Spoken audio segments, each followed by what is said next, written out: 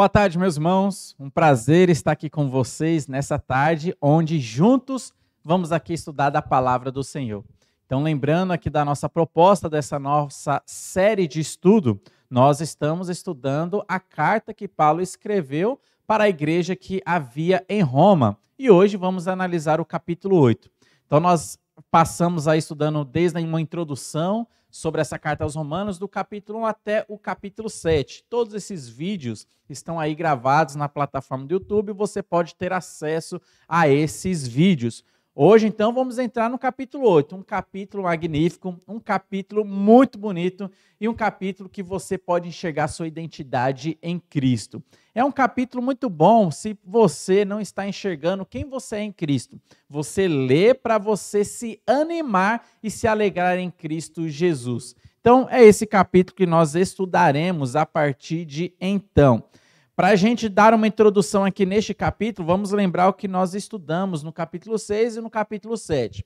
Romanos capítulo 6, Paulo, ele mostra para nós qual que é o relacionamento do crente com o pecado. E mostra que nós, antes de Cristo Jesus, nós éramos escravos do pecado.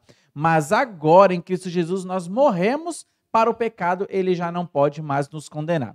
Daí Paulo, então, chega agora em Romanos capítulo 7, onde ele mostra a relação do crente com a lei, mostrando que a lei é boa, a lei é santa, a lei é justa, mas ela nos era prejudicial. Por quê? Nós, antes de Cristo Jesus, antes de aceitar a Jesus Cristo, nós estávamos debaixo da condenação da lei. A lei apresentava-se para nós, mostrando nossa sujeira, a nossa imundícia, a nossa impureza, o nosso pecado. E ela dizia para nós: você é incapaz de ir para o céu. E eu, como lei, eu não posso te oferecer uma salvação. Eu só estou mostrando para você o seu pecado e a sua impossibilidade de chegar até Deus. Só que em Cristo Jesus nós encontramos a salvação e a libertação da condenação que a lei nos trazia. Agora, em Cristo Jesus, a lei já não é mais prejudicial para nós. Agora a lei olha para nós, ela não enxerga a nossa incapacidade, mas ela enxerga a perfeição e a capacidade de Cristo, porque nós somos colocados em Cristo. A lei já não vê mais nós, o Rodrigo como pessoa, mas enxerga Jesus Cristo e vê que ele satisfez todas as exigências justas de Deus. Então, em Cristo Jesus não há mais condenação para mim. Então, chegando no capítulo 8, Paulo parece que ele vai explicar tudo o que ele falou no capítulo 6, tudo que ele falou no capítulo 7, e nos mostra que nós somos livres da condenação do pecado e da condenação da lei. Romanos capítulo 8 é conhecido como o capítulo da alforria. Parece que é uma carta que Deus está nos dando, mostrando que nós não somos mais escravos, mas nós somos libertos do mercado de escravos. Nós não somos escravos do pecado, nós não somos escravos da lei. O pecado já não pode mais nos condenar, a lei já não pode mais nos condenar. Nós somos tirados do mercado de escravos, porque Jesus Cristo pagou um alto preço e nos comprou para si. Agora, em Cristo Jesus, você é livre. Agora, em Cristo Jesus, eu sou livre. Agora, em Cristo Jesus, todos os que o aceitam se tornam livres desse mercado de escravos. Você não é mais um escravo, porque agora você é livre em Jesus Cristo. E esse é um capítulo muito bonito. Olha só a maneira que Paulo inicia este capítulo. Romanos capítulo 8, versículo 1 diz assim: agora, pois, já nenhuma condenação há para os que estão em Cristo Jesus. Olha só, preste atenção nesse versículo. Não permita que esse versículo entre no seu ouvido e saia pelo outro, mas medite nessas palavras. Vou ler de novo aqui. Agora, pois, já nenhuma condenação há para os que estão em Cristo Jesus. Meu irmão, preste atenção nisso, não existe mais nenhuma condenação para você. Você que agora está em Cristo Jesus, não existe mais nenhuma palavra condenatória. O inferno e o lago de fogo não são mais uma realidade para o seu destino, para a sua vida, mas as mansões celestiais é uma realidade para você. Nós temos essa esperança de uma morada celestial por causa de Cristo Jesus. E nós temos a esperança de que o inferno não é mais uma realidade para nós, porque nós estamos em Cristo Jesus. Não existe mais nenhuma condenação. Nem o pecado e nem a lei podem mais nos condenar, porque agora nós estamos em Cristo Jesus. Paulo já inicia mostrando, parece aqui, um tesouro. E agora ele vai mostrar o restante do capítulo, o restante dos tesouros que nós temos aqui neste capítulo. Então vamos estudar o capítulo da alforria, uma carta de livramento, uma carta de libertação. O versículo 2 vai mostrar para a gente a lei áurea do Espírito. E olha só o que diz o verso 2.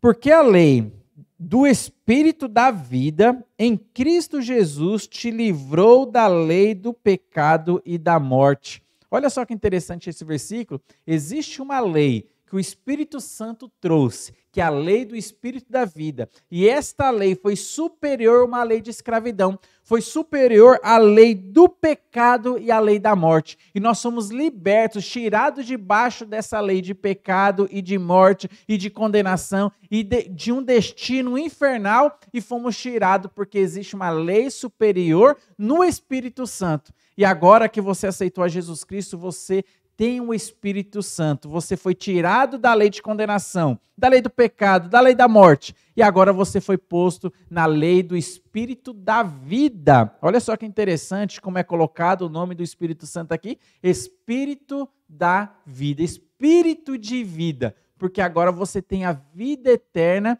em Cristo Jesus, e o Espírito Santo lhe concedeu esta vida eterna. No dia 13 de maio de 1888, a princesa Isabel de Bragança, ela assinou uma lei que foi conhecida como Lei Áurea, e essa lei aboliria a escravidão no Brasil. Então, os irmãos que conhecem um pouco aí da história do Brasil, já talvez estudaram sobre isso, sobre o decreto da princesa Isabel de Bragança, a sua assinatura nesta lei, mostrando que não se pode ter mais escravos no Brasil. Fazendo uma comparação com a Bíblia. Meus irmãos, o Espírito Santo assinou essa lei para a nossa vida, e quando você aceita Jesus Cristo como Senhor e Salvador da sua vida, não existe mais escravidão para você. Não existe mais ali estar escravo, tanto da condenação da lei quanto do pecado, mas agora você tem liberdade em Cristo Jesus. Você saiu da posição de escravo e agora você está na posição de uma pessoa livre que não deve nada a ninguém. Esta é a lei áurea do Espírito. E olha só que interessante isso. Versículo 3 vai mostrar aqui a incapacidade da lei. Olha só, o versículo 3 diz assim: porquanto o que fora impossível à lei, olha só a incapacidade dela, era impossível à lei no que estava enferma pela carne, isto fez Deus enviando o seu próprio Filho em semelhança de carne pecaminosa, e no tocante ao pecado, e com efeito a condenou Deus na carne o pecado. Quando nós lemos esse versículo, muitas vezes até de uma maneira rápida, quando você está fazendo sua leitura diária, esse versículo mostra bastante informação e a gente acaba passando batido em muita coisa aqui. Esse versículo está mostrando a incapacidade da lei. Lembra que nós estudamos no capítulo 7 que a lei é boa, a lei é santa, a lei é justa, a lei vem de Deus. A lei não é algo ruim, não é algo pecaminoso, mas a lei nos era prejudicial porque antes de eu ter a Jesus Cristo, a lei me condenava, a lei mostrava minha sujeira. Só que a lei era incapaz de fazer uma coisa, a lei era incapaz de me salvar. Ela era muito boa para mostrar que eu estava condenado, mas ela não era nada boa para me salvar, porque ela não oferece esta oportunidade de salvação. Ela é incapaz de trazer a salvação. Então, o que o versículo fala? Aquilo que a lei era incapaz, Deus fez isso enviando o seu Filho na semelhança de homem. E Jesus Cristo, vindo aqui na terra, ele morreu pelos nossos pecados. Aquilo que a lei não poderia fazer, que era salvar o homem, Jesus Cristo, então, ele fez. Lembra que Gálatas diz que o fim da lei é Cristo.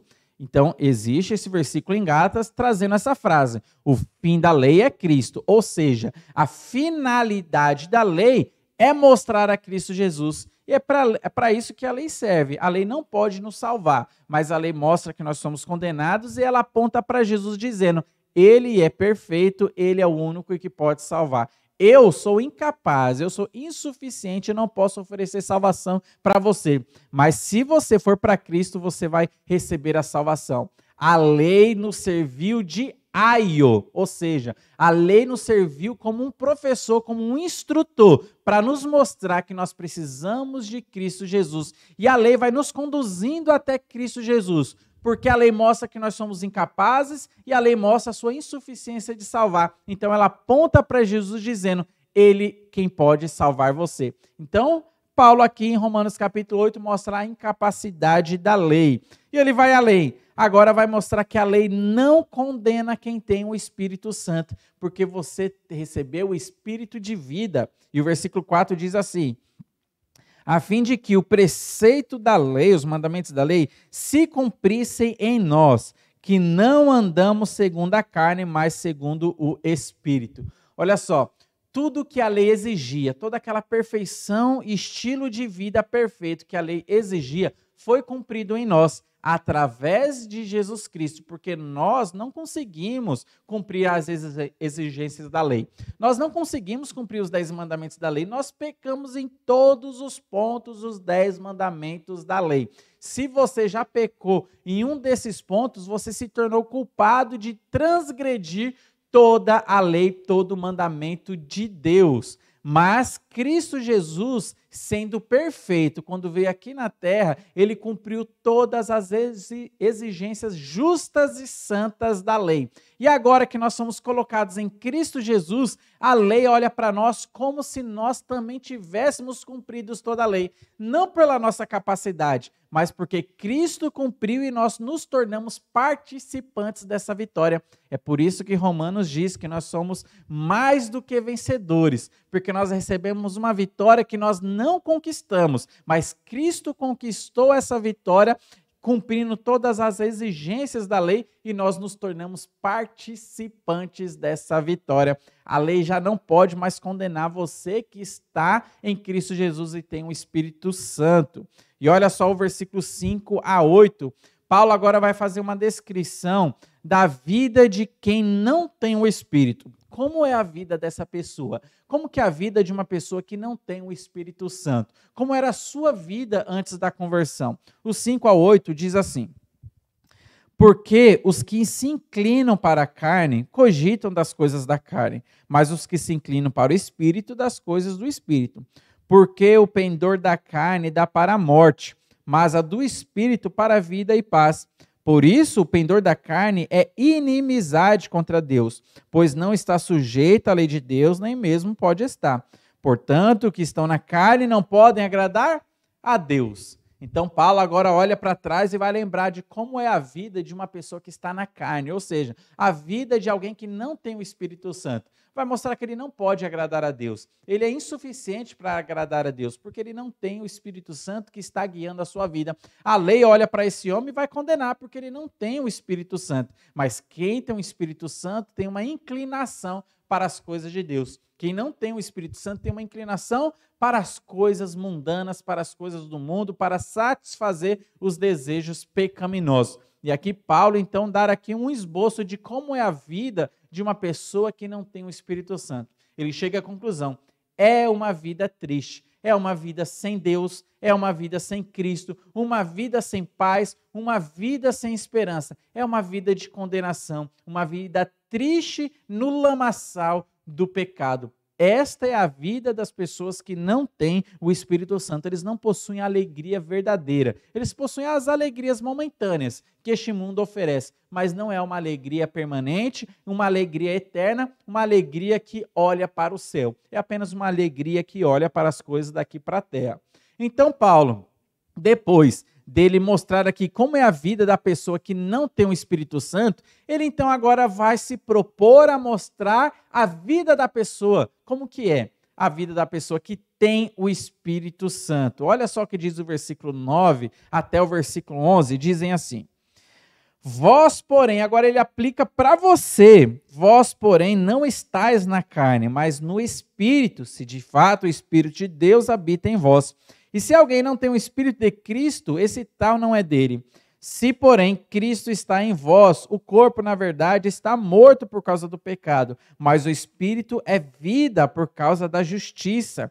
Se habita em vós o Espírito daquele que ressuscitou Jesus dentre os mortos, esse mesmo que ressuscitou a Cristo Jesus dentre os mortos, vivificará também o vosso corpo mortal por meio do Espírito, do seu Espírito, que em nós habita.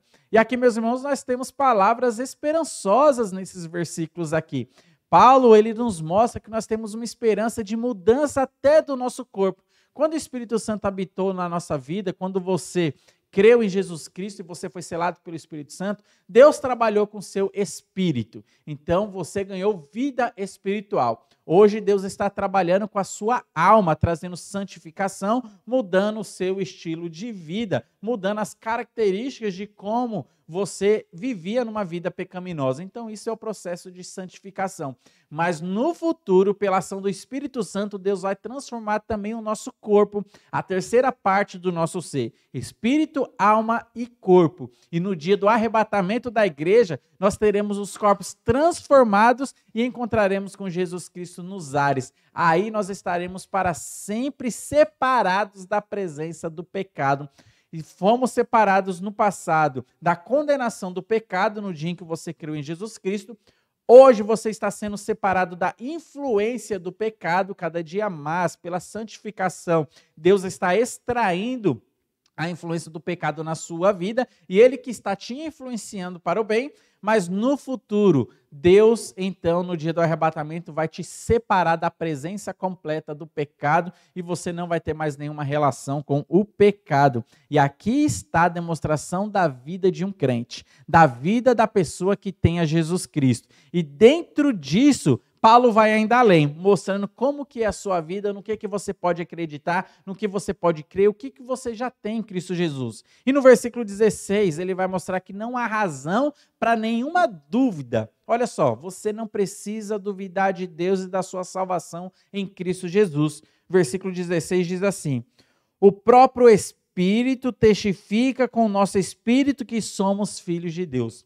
O fato de você saber que você tem o Espírito Santo, o fato do Espírito Santo habitar dentro de você, nos mostra que nós somos filhos de Deus. Você não precisa ter essa dúvida da filiação. Você é filho de Deus porque você tem o Espírito Santo habitando dentro de você.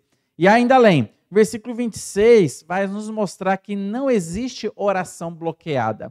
Às vezes nós oramos para Deus, nós que somos filhos de Deus, nós pensamos, nossa, minha oração não passou do teto. Olha só, meus irmãos, não existe essa realidade da questão de ter uma oração bloqueada, porque Deus é onipresente. Às vezes você fica com a sensação, nossa, minha oração não passou desse teto, não chegou ao trono de Deus. Só que se Deus é onipresente, não importa se sua oração passa do teto ou não, Ele está aqui, Ele está ouvindo as suas orações. E olha só o que diz o versículo 26, diz assim: também o Espírito semelhantemente nos anima, nos assiste em nossa fraqueza, porque não sabemos orar como convém, mas o mesmo Espírito intercede por nós sobremaneira com gemidos inexprimíveis.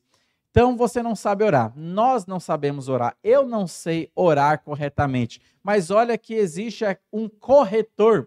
Assim como o seu celular, você vai escrever uma palavra, existe o corretor automático, onde você erra o português, mas ele já conserta para você. O Espírito Santo está agindo como um corretor das suas orações. Você muitas vezes não sabe orar para Deus, não sabe se aproximar de Deus, não sabe fazer pedidos corretos, mas o Espírito Santo está lá corrigindo as suas orações e levando a sua oração perfeitamente a Deus. Olha só que bênção que nós temos desse corretor das nossas orações. Versículo 28, não há nada sem propósito na vida do crente. A partir de agora não existe nada que aconteça na sua vida que não tenha um propósito específico. Versículo 28 diz assim: sabemos que todas as coisas cooperam para o bem daqueles que amam a Deus, daqueles que são chamados segundo o seu propósito.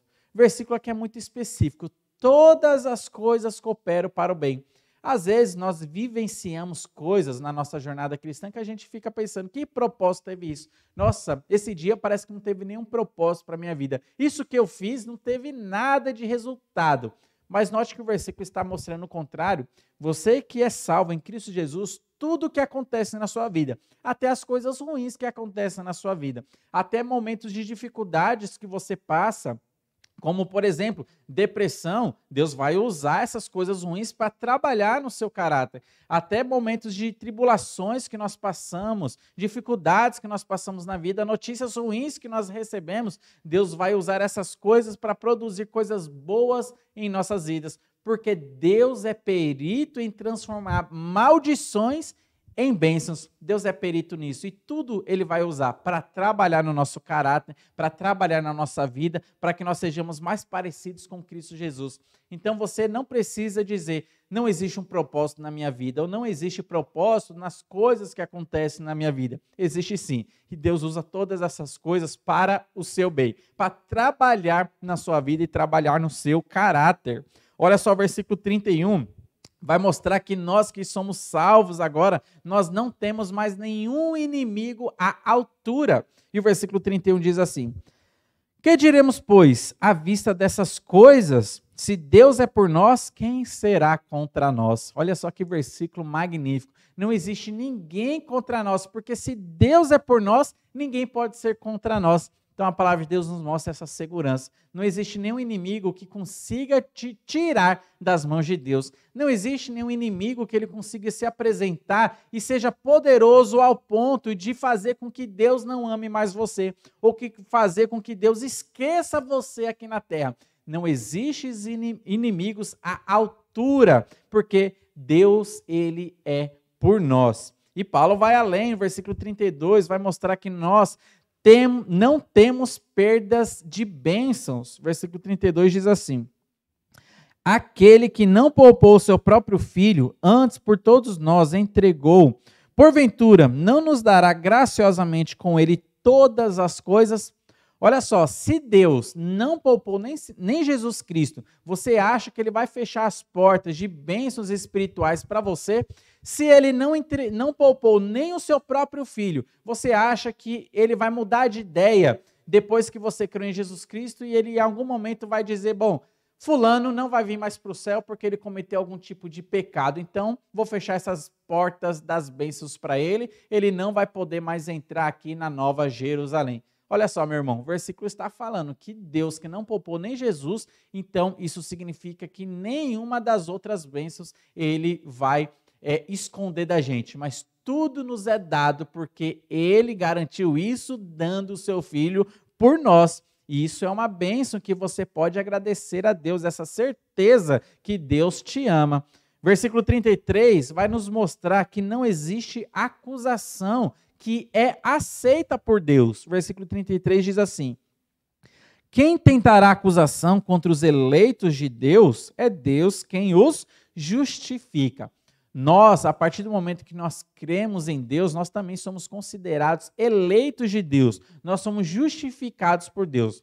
Nós sabemos que nós temos um inimigo que não está aos pés de Deus, né? Ele é muito menor, evidentemente, mas ele sempre está no céu nos acusando perante Deus. Satanás é conhecido como o acusador de nossos irmãos. Apocalipse, capítulo 12. O acusador de nossos irmãos, ele está diante de Deus dia e noite nos acusando. Está vendo fulano? Olha só o que ele está vendo. Você vai deixar ele entrar aqui no céu? Você aqui morreu por ele. Você vai deixar ele entrar aqui no céu? Ele está cometendo esses pecados. Olha só a vida que ele está levando. Olha só, o versículo está falando, quem tentará acusação contra os eleitos de Deus? É Deus quem os justifica. Nós já fomos justificados de toda falha, de todos os pecados. Nós já recebemos de Cristo todo o perdão dos pecados passados, dos pecados presentes e dos pecados futuros. Evidentemente, quando nós pecamos, nós devemos confessar a Deus as nossas falhas, mas o perdão já é nos garantido, porque Cristo Jesus nos garantiu todo esse perdão ali na cruz. Olha só, não existe acusação aceita. Em nenhum momento Deus abre os seus ouvidos para dar ouvidos para Satanás e aceita as acusações que ele faz contra a sua vida. Não, Deus não aceita essas acusações. Versículo 34 vai nos mostrar que não existe quem nos condene. Olha só, o 34 diz assim: quem os condenará? Uma pergunta que Paulo faz, você precisa responder. E ele responde aqui porque é uma pergunta retórica. Quem os condenará? É Cristo Jesus quem morreu ou antes quem ressuscitou, o qual está à direita de Deus e também intercede por nós. Olha só, o poder magnífico de Jesus Cristo na cruz e ressurreição nos garantiu uma vida eterna sem condenação. E agora ele faz essa pergunta, quem é que vai condenar? Qual poder é maior do que o poder do sangue de Jesus Cristo? Existe algum poder maior que faça com que você perca a sua salvação? Faça com que alguma coisa ou alguém te condene, você que está em Cristo Jesus? O versículo fala que não existe mais nenhuma condenação. Eu, pelas minhas forças, eu não consigo perder minha salvação. O pecado não é mais forte do que a graça de Deus. E o pecado, ainda que eu cometa algum pecado, ele é incapaz de fazer com que eu perca também a minha salvação. Lembra que Romanos capítulo 5 diz que onde abundou o pecado, a graça superabundou. A graça é muito maior do que qualquer pecado que você possa cometer. Olha só, não existe mais condenação para nós. Então é o que o versículo está nos ensinando. Esta é a vida de um crente e é nessas verdades que nós devemos firmar a nossa fé, é essas verdades que nós devemos aqui nos identificar com elas. E olha só, ainda além, versículo 35 vai nos mostrar que não existe quem nos separe de Cristo. Diz assim: quem nos separará do amor de Cristo? Será tribulação, ou angústia, ou perseguição, ou fome, ou nudez, ou perigo, ou espada? Paulo, então, olha para esta vida natural e ele vai falar, será que alguma coisa que a gente passe aqui na terra pode nos separar do amor de Cristo? Será que as dificuldades que nós passamos, as angústias que nós passamos aqui, é uma evidência de que Deus não nos ama mais? Será que as perseguições ou dificuldades financeiras, como fome, nudez, ou algum perigo que a gente passe aqui, ou até perigo de morte, porque ele fala sobre espada. Será que isso é uma evidência que Deus não nos ama mais?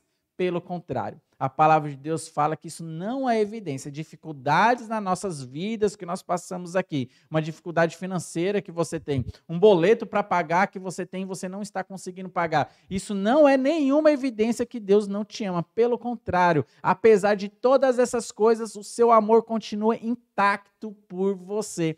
Deus, ele ama você, ele cuida de você e ele usa até essas situações de tribulações, perigos, angústia, perseguições, dificuldades financeiras para trabalhar no nosso caráter. Por quê? Todas as coisas cooperam. Tudo coopera para que você seja mais semelhante a Cristo Jesus. E também o versículo vai além. Não existe mais derrota para as nossas vidas. 35 ao 37 diz assim: quem nos separará do amor de Cristo? Será tribulação, ou angústia, ou perseguição, ou fome, ou nudez, ou perigo, ou espada. Como está escrito: por amor de ti somos entregues à morte o dia todo, fomos considerados como ovelhas para o matadouro. Em todas essas coisas, porém, somos mais do que vencedores por meio daquele que nos amou. Meus irmãos, não existe derrota espiritual para a sua vida. Não existe a possibilidade de você não ser mais amado por Deus, amado por Jesus Cristo, porque nós somos mais do que vencedores por meio daquele que nos amou. Nós não conquistamos essa vitória, mas aquele que nos amou conquistou essa vitória e nos fez participantes desta vitória. Vamos dar graças a Deus por isso também. E para encerrar aqui essa visão do capítulo 8, os versículos 38 e 39, irão nos mostrar que não existe nenhum tipo de insegurança que nós devemos acreditar. Diz assim o 38 e 39. Porque eu estou bem certo de que nem a morte, nem a vida, nem os anjos, nem os principados, nem as coisas do presente, nem do porvir, nem os poderes, nem a altura, nem a profundidade, nem qualquer outra criatura poderá nos separar do amor de Deus que está em Cristo Jesus, nosso Senhor. Graças a Deus por isso. Nesse versículo, quando eu leio, me parece que faltou até palavras para Paulo, porque ele começou a citar, olha, nem a vida, nem a morte, nem os anjos, nada do sobrenatural. Daí ele começa a falar nem altura, nem profundidade, daí como parece que acabou suas palavras, ele termina assim, nem qualquer outra criatura, nada, nada, nada, nada. Aquilo que talvez eu não falei, nada pode nos separar do amor de Deus que está em Cristo Jesus. Então, meus irmãos, não existe insegurança para você, não existe aquele ensinamento que muitos cristãos acreditam sobre a possibilidade da perda da salvação. Isso não é bíblico, esse ensinamento não vem da palavra de Deus, o ensinamento que a gente pode perder a salvação em Cristo Jesus, que existe uma possibilidade do crente que está em Cristo Jesus cair de Cristo, sair de Cristo, cair da graça e não mais ser filho de Deus e perder ali o direito das entradas nas mansões celestiais. Isso não é uma realidade, isso é um ensinamento falso que a Bíblia não apoia. Mas o que a Bíblia nos mostra e nos dá, como nos deu nesses versículos, é a segurança de salvação, é a segurança da vida eterna. Nunca mais você será separado de Cristo. Não importa o que aconteça, não importa que os céus e o universo se voltem contra você, que os seres espirituais se voltem contra você, que as pessoas à sua volta se voltem contra você, ou que você mesmo se volte contra você, ou que os seus pecados se voltem contra você. A Bíblia diz que o sangue de Jesus Cristo nos garante a vida eterna e nada pode nos separar de Deus, porque Jesus Cristo nos amou, porque Jesus Cristo morreu ali na cruz por nós e nós damos graças a Deus por isso. Meus irmãos, é um capítulo magnífico. Nós aqui analisamos alguns versículos, não lemos ele todo devido ao tempo, mas leia na sua casa e se delicie neste capítulo, nesse banquete que Romanos capítulo 8 ele nos apresenta. Para terminar, gostaria de mostrar algo didático para a gente poder entender aqui qual patamar, né, parece que Romanos capítulo 8 ele está.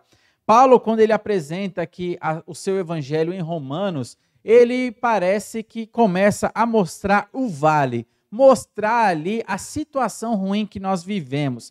Então, no capítulo 1 e no capítulo 2, como nós vimos, e você tem essas lives gravadas aí, Paulo ele começa a mostrar a ira de Deus, começa a mostrar a culpabilidade do homem, começa a mostrar como o homem está condenado e ele é indesculpável perante Deus. Capítulo 1 e capítulo 2 mostra o homem ali na lama, então está lá no vale. Só que ele vai subindo essa montanha, ele vai subindo esse monte. E no capítulo 3 ele mostra que existe a salvação em Jesus Cristo, a justificação que Jesus Cristo traz através do seu sangue. No capítulo 4 e no capítulo 5, ele vai mostrar pessoas, exemplos de pessoas que foram justificadas pela fé, porque a justificação e a salvação não vem por obras, mas pela fé em Jesus Cristo. E no capítulo 5, ele mostra tantas bênçãos que nós recebemos com a justificação. Quando chega no capítulo 6, ele vai mostrar qual que é a realidade do crente para com o pecado. O pecado agora não mais pode nos condenar, porque nós já morremos para o pecado. Esse é o nosso relacionamento com o pecado. O pecado para nós é um defunto, ou melhor, para o pecado nós somos um defunto, porque nós morremos com Cristo e ressuscitamos com Cristo para uma novidade de vida. E no capítulo 7, Paulo vai mostrar qual é a nossa relação com a lei. Vai mostrar que a lei não pode mais nos condenar, porque nós estamos em Cristo Jesus. E daí ele chega, parece que no ápice dessa montanha, mostrando todas as bênçãos e segurança da salvação que nós temos em Cristo Jesus. Ele começou ali no vale, mostrando a pecaminosidade do homem e foi subindo até mostrar onde nós estamos em Cristo Jesus. Romanos capítulo 8 é um capítulo que você pode ler e enxergar a sua identidade em Cristo Jesus. Não acredite em mentiras, não acredite em filosofias ou pensamentos contrários à palavra de Deus que surjam na sua mente. Acredite na palavra de Deus. E aqui o versículo diz que não há nenhuma condenação para os que estão em Cristo Jesus. Nada nos separará do amor de Deus que está em Cristo Jesus. Que Deus abençoe grandemente a sua vida e continue nos acompanhando nos nossos próximos estudos.